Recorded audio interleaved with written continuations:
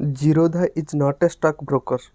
अब बहुत सारे लोग बोलेंगे कि आखिर ये कैसे पॉसिबल है, हम लोग तो अपनी इन्वेस्टमेंट जीरोधा के थ्रू ही करते हैं। वेल दैट्स ट्रू, लेकिन रियलिटी कुछ और है। हम में से ज़्यादातर लोग जीरोधा को एक स्टॉक ब्रोकिंग कंपनी समझते हैं, क्योंकि इंडिया के अंदर लाखों लोग जीरोधा के थ्रू अपने स्टॉक मार्केट में इन्वेस्ट करते हैं। लेकिन बिजनेस की दुनिया में जैसा दिखता है वैसा होता नहीं है। सच कुछ और ही है। अब सवाल ये आ जाता है कि वो सच आखिर है क्या। आज जीरोधा का वैल्यूएशन $2 बिलियन है। 1000 करोड़ के रेवेन्यू के साथ साल 2020 में जीरोधा ने 440 करोड़ रुपए की प्रॉफिट किया। इंटरेस्टिंगली जीरोधा ने आज तक एक भी रुपए की फंडिंग रेज नहीं करी, और ना ही उन्होंने कोई भी पैसा मार्केटिंग के ऊपर खर्च किया। अब सवाल ये आ जाता है कि स्टार्टअप की दुनिया के अंदर जहाँ पर स्टार्टअप फंडिंग लेने के बावजूद भी फेल हो जाते हैं, वहीं पर जीरोधा ने ये सारी चीज़ें बिना फंडिंग के कैसे कर ली। और अगर जीरोधा एक ब्रोकिंग कंपनी नहीं है तो फिर जीरोधा आखिर है क्या। ये कहानी शुरू होती है साल 2000 में, जब नितिन कामत, जो कि जीरोधा के फाउंडर है, वो एक कॉल सेंटर के अंदर जॉब किया करते थे। क्योंकि उनकी शिफ्ट रात की होती थी तो दिन के टाइम पर वो खाली रहा करते थे। इसी चीज़ ने उनको इंट्रोड्यूस करवाया ट्रेडिंग नाम के कारनामे से। वो दिन के अंदर ट्रेडिंग करते थे और रात में अपनी जॉब किया करते थे। 2005 तक उनकी ज़िंदगी का चक्कर ट्रेडिंग और कॉल सेंटर के बीच में ही घूम रहा था, कि तभी एक दिन अपने जिम में उनकी मुलाकात एक एनआरआई से हुई। जब नितिन ने एनआरआई को अपना ट्रेडिंग अकाउंट दिखाया, उस एनआरआई ने बोला, भाई मेरा भी अकाउंट मैनेज कर दो ना। नितिन उनका अकाउंट मैनेज करते गए और देखते देखते उनका एक क्लाइंट 10 क्लाइंट में बदल गए। काम तो बहुत मज़ेदार था, लेकिन मार्केट में उस वक्त कुछ और ही चल रहा था जिससे हम सबको सख्त नफरत है, और वो था एक्सट्रीम डिस्क्रिमिनेशन। ये कुछ ऐसा है कि मान लो आप फटे कपड़े पहनकर एक दुकान के अंदर जाते हो और आप दुकानदार से पूछते हो, भाई ये जो शर्ट है ये आखिर कितने की है, और दुकानदार आपको बोलता है कि सिर्फ 500 रुपये की है भैया। और वहीं पर आपके सामने एक सूट पहना हुआ एक आदमी दुकान के अंदर घुसता है और वो दुकानदार से पूछता है कि भाई ये शर्ट कितने की है, और दुकानदार बोलता है ये सिर्फ 5,000 रुपये की है। आप मानोगे नहीं, लेकिन पहले के टाइम पर स्टॉक मार्केट में लोगों के साथ कुछ ऐसा ही हो रहा था। जब लोग किसी ब्रोकर के पास अपना डिमेंट अकाउंट खुलवाने जाते थे तो उनको एक सर्टेन ब्रोकरेज बताई जाती थी। लेकिन अगर वो बंदा ये बोल दे कि मेरे को इतना इतना टर्नओवर करना है, तो उसको एक अलग ब्रोकरेज बताई जाती थी। यानी कि हर एक इंसान के लिए अलग अलग ब्रोकरेज बताई जाती थी। और ये वो जगह है जहाँ से शुरुआत हुई जीरोधा की। जीरोधा ने स्टार्टिंग में एक एक्सेल सीट के ऊपर एक ब्रोकरेज कैलकुलेटर बनाकर अपने क्लाइंट्स को देना शुरू किया। जो क्लाइंट्स के लिए पता था कि अगर वो एक स्टॉक को बाय करेंगे और फिर उसको एक सर्टेन प्राइस के ऊपर सेल करेंगे तो उसके ऊपर उनको कितना ब्रोकरेज जीरोधा को देनी पड़ेगी। यानी कि जीरोधा ने ये पॉसिबल किया सारे के सारे क्लाइंट्स के लिए कि उनको फुल ट्रांसपेरेंसी मिले। धीरे धीरे लोगों को ये ट्रांसपेरेंसी बहुत ज़्यादा पसंद आने लगी। लेकिन जीरोधा के लिए अभी रास्ता बहुत लंबा था।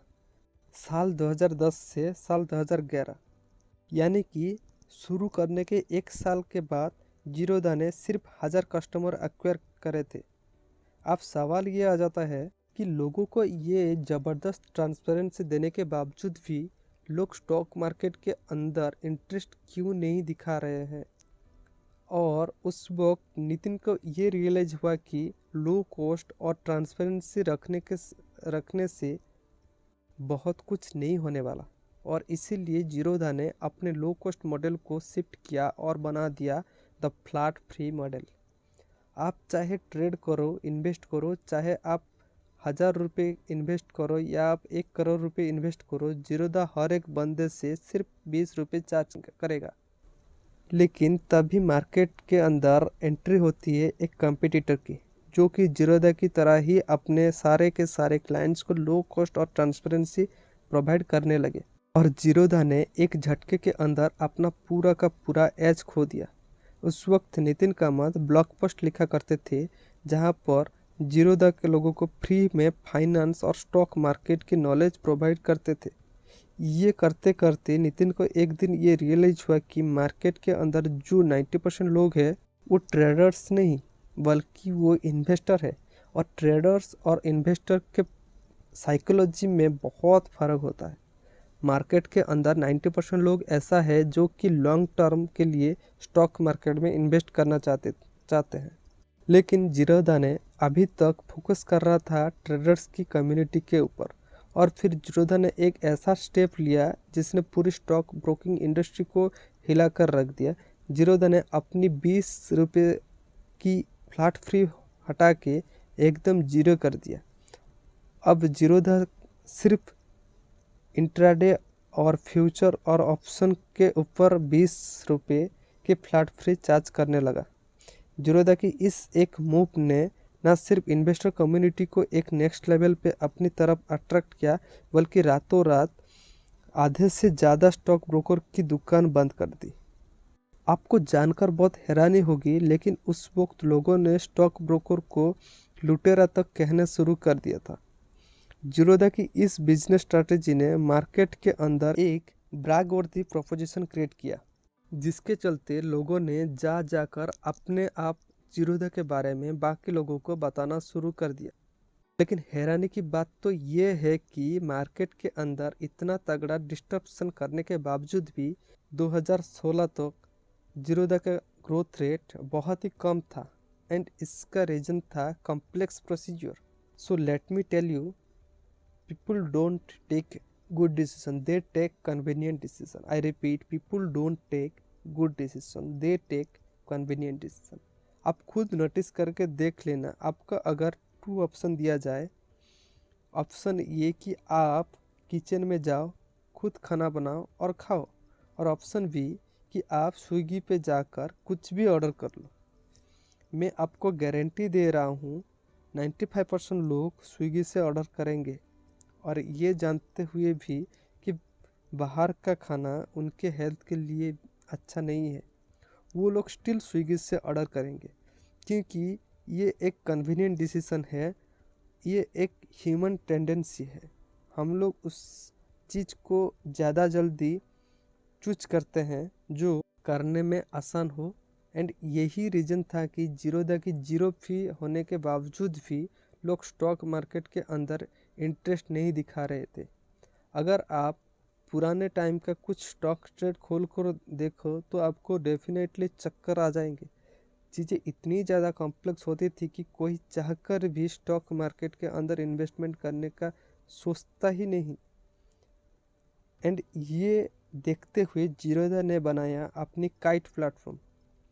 जिन लोगों को जिरोदा का काइट प्लेटफॉर्म यूज किया है उनको ये बात पता है, अगर कोई इंसान जिसको स्टॉक मार्केट के एज भी नहीं पता था वो प्लेटफॉर्म वो इंसान भी चला लेगा। एंड इस प्लेटफॉर्म का लॉन्च के बाद जिरोदा की ग्रोथ नेक्स्ट लेवल पर पहुंच गई और आज उनका प्रॉफिट 440 करोड़ रुपए है। लेकिन जिरोदा इन तीनों चीज़ों के ऊपर ध्यान नहीं दिया होता तो जिरोदा आज इतनी सक्सेसफुल कंपनी नहीं होती। तो आखिर क्या है वो 3 चीज़ें? पहला, कंज्यूमर डिसीजन मेकिंग प्रोसेस। हर एक बिजनेस के लिए ये इम्पोर्टेंट होता है कि वो समझे कि कंज्यूमर आखिर डिसीजन लेता कैसे है, और जिरोदा ने ये बहुत परफेक्टली किया। उन्होंने ये नोटिस किया कि उनके जो कंज्यूमर्स है यानी कि उनको जो क्लाइंट्स है वो जब भी कोई डिसीजन लेते हैं स्टॉक मार्केट में इन्वेस्ट करने का तो वो आखिर डिसीजन लेते कैसे हैं। और हर बिजनेस के ये इम्पोर्टेंट होता है कि वो ये कंसिडर करें कि उनका काम में हर एक कंज्यूमर को डिसीजन मेकिंग प्रोसेस को इजी बनाना, सिंपल बनाना, और इसी को ध्यान में रखते हुए एक ब्रैगवर्दी प्रोपोजिशन क्रिएट होता है। ब्रैगवर्दी प्रोपोजिशन का मतलब है मार्केट के अंदर एक ऐसी वैल्यू क्रिएट करना कि आपको कंज्यूमर खुद जाकर बाकी लोगों को बताए कि भाई तू ये क्या यूज कर रहा है, तो ये यूज कर, कितनी ज़बरदस्त चीज़ है। And number 3, idea to execution road map. कोई भी आइडिया तब तक वैल्यूएबल नहीं बनता जब तक उसको प्रॉपरली एग्जीक्यूट ना किया जाए। ज़्यादातर स्टार्टअप आइडिया तो बहुत ज़बरदस्त बनाते हैं लेकिन उनके पास कोई एग्जीक्यूशन का रोड मैप नहीं होता। जिसके चलते उनका आइडिया फेल हो जाता है। जीरोधा एक एग्जाम्पल है कि बिना फंडिंग के भी स्टार्टअप खड़ा हो सकता है, लेकिन हम में से ज़्यादातर लोग इस चीज़ के अंदर फेल हो जाते हैं क्योंकि हमारे पास राइट गाइडेंस नहीं होती, ना कोई प्रॉपर मेंटरशिप होती है और ना ही अपने आइडियाज़ को एग्जीक्यूट करने के लिए एक प्रॉपर रोड मैप होता है। ऑनेस्टली आपके लिए चीज़ें आसान करने वाला है ये चैनल। इसमें हम A to Z सिखाने वाले हैं about startup like web development, digital marketing, business management, graphics design etcetera. So channel को सब्सक्राइब ज़रूर कर लेना और हाँ, टेलीग्राम भी ज़रूर ज्वाइन कर लेना। वहाँ पे मैं स्टार्टअप टूल प्रोवाइड करता हूँ जो आपकी काम को आसान कर देंगे। अब सबसे इम्पोर्टेंट वो कौन सा बिजनेस लेसन है जो हमें इस केस स्टडी से सीख के अपने बिजनेस के अंदर इम्प्लीमेंट कर सकते हैं। Number 1, understand the hurdles. Business की इस जर्नी के अंदर जितने भी हडल्स है उनको पहले समझो और उनको क्लियर करो, क्योंकि इन हडल्स को क्लियर करने पर ही वेल्थ क्रिएट होती है। लेकिन इन हडल्स को क्लियर करने से पहले इनको आइडेंटिफाई करके एनालाइज करना बहुत ज़रूरी होता है, जिस तरीके से जीरोधा ने किया। And second, build an irreversible change. जब प्रोडक्ट ऐसा हो जो कि लोगों का बिहेवियर ही चेंज कर दे, तो लोग चाहकर भी पुराने वाले प्रोडक्ट के बाद वापस नहीं जाते। पहले के टाइम पे आपको याद होगा कि अगर आपके पास एक प्रीपेड सिम है तो आपको दुकान के पास जाकर वहाँ पर पैसे दे के फिर आपको रिचार्ज करना पड़ता था। सच सच बताना कि आज की डेट में आप में से कितने लोग ऐसा करते हैं। आज शायद ही कोई बंदा हो जो दुकान में जाके फ़ोन का रिचार्ज करवाता होगा। क्यों? क्योंकि ये जो हमारा बिहेवियर है इसको पेटीएम और फ़ोनपे जैसे कंपनीज ने चेंज कर दिया, ऑनलाइन रिचार्ज अवेलेबल करवा कर। एंड ऐसा ही चेंज जीरोधा लेकर आया स्टॉक ब्रोकिंग इंडस्ट्री के अंदर। आई नो आप यही सोच रहे होंगे कि स्टार्टिंग में मैंने बोला था कि Zerodha is not a stock broking company, तो फिर जीरोधा आखिर है क्या? Well, Zerodha is the change maker in the Indian economy. अगर जीरोधा नहीं होता तो आज की डेट में इतने सारे लोग स्टॉक मार्केट के अंदर इन्वेस्टमेंट नहीं कर रहे होते। ये चैनल आपको एंटरप्रेन्योरशिप जर्नी को सक्सेसफुल बनाने में हेल्प करने वाला है।